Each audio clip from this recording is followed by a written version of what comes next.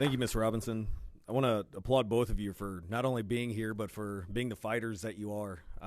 I was probably 15 years old when I went to my mom and told her of my mental health issues that soon diagnosed thereafter. So it takes a strong young man to not only do that, but to be here and fight like you all are. So keep it up. I can promise you that this committee is going to try as hard as we can to get something to the governor's desk. So the commitment of you all and the rest of the individuals in the audience, we need you all. So thank you for being here. Any questions for Mrs. Robinson? Seeing none. Okay. Thank you all again. Next witness, please come up, drop your witness form, and proceed when ready.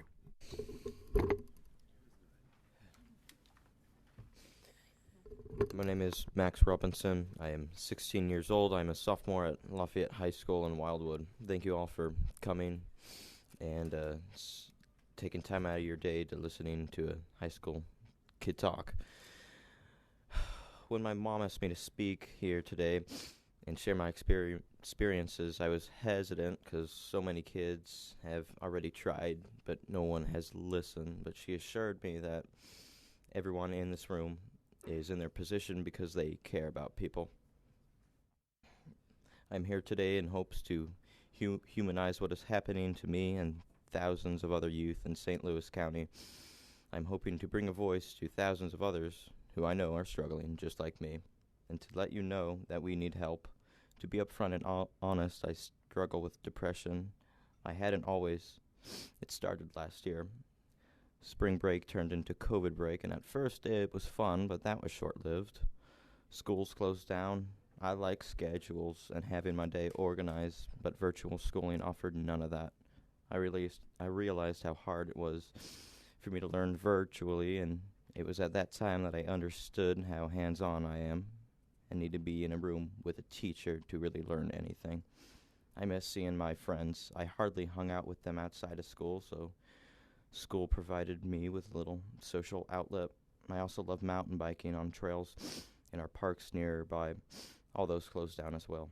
We weren't allowed in any parks within the county.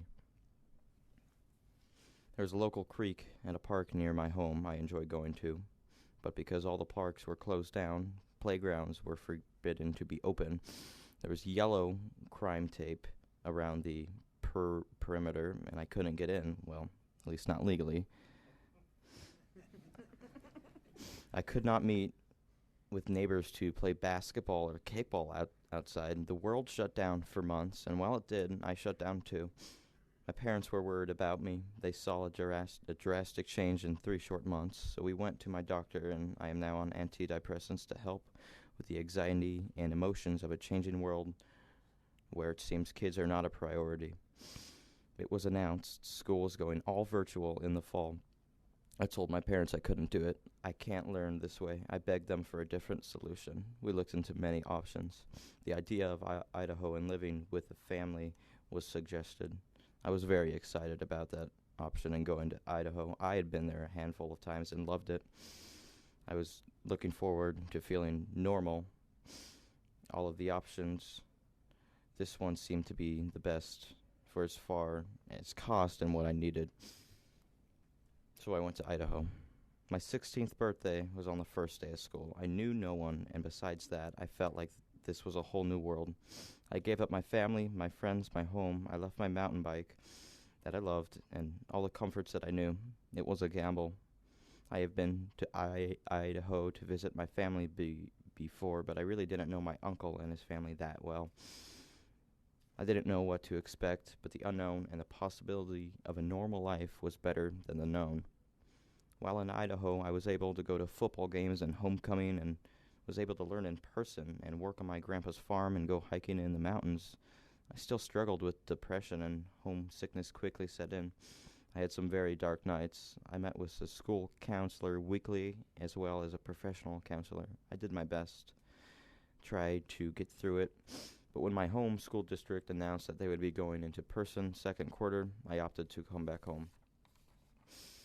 My experience back home in school is not what I was hoping for. It feels more like a prison. We can't wait for a friend in the hallway between classes. No one talks to each other. No smiles, no laughs. We are stalked like a murder of crows stalks their prey. We aren't allowed to say hi to our old teachers. We aren't allowed to walk around the classroom to get help. The nurse's office is for COVID-related sickness.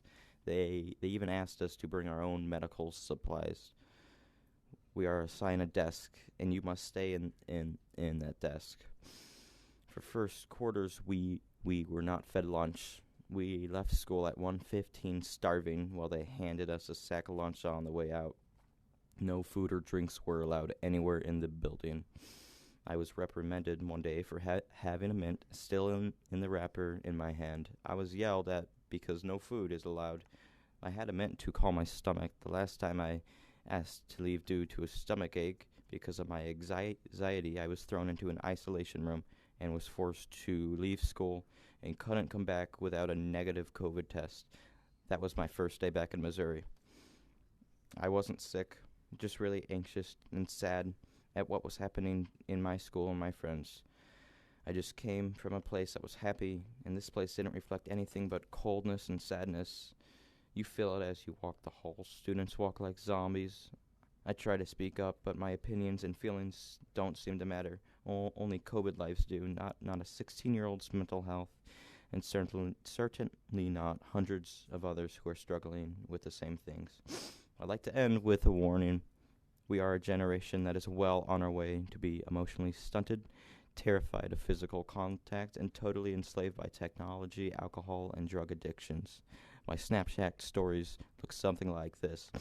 Pictures of weed with the comment, "Hit me up if you need any," constantly filled my newsfeed. I'm not saying drugs weren't a problem before, but this is much bigger problem, and now it's way more easily accessible. We live in a society that sacrifices children in a vain attempt to help older adults, but yet those are still dying, and we are dying inside.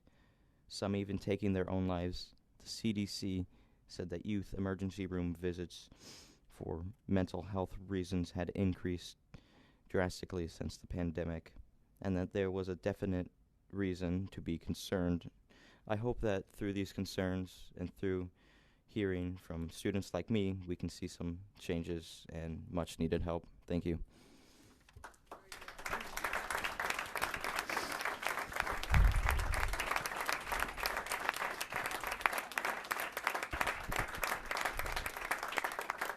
Thank you, young man. I think you have a question from Representative Murphy. It's not really a question. I want to thank you. The bravery you showed today shows you have nothing to fear in your life. You, young man, came here and told us a story, and I will tell you that it was heard. Every word you said, everyone in this room was hanging on every one of those words, because your words matter. You matter. And what we do here matters. And you're going to help to make sure that we do that. And I thank you very much for coming.